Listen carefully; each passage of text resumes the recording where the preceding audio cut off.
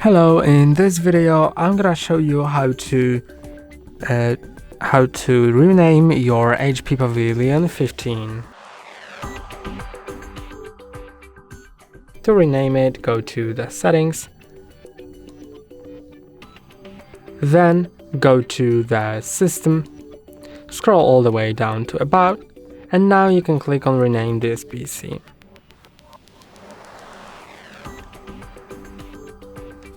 So when you rename it, then the PC will just display differently in your Microsoft account, in your network, and as you share hotspot and everywhere. So this is pretty important if you have multiple PCs, so you can easily identify these. And just name it to anything, then click on next.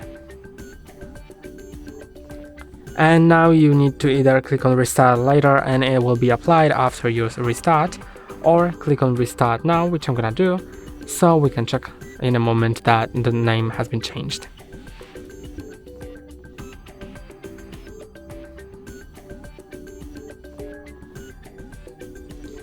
And now I'm gonna unlock it.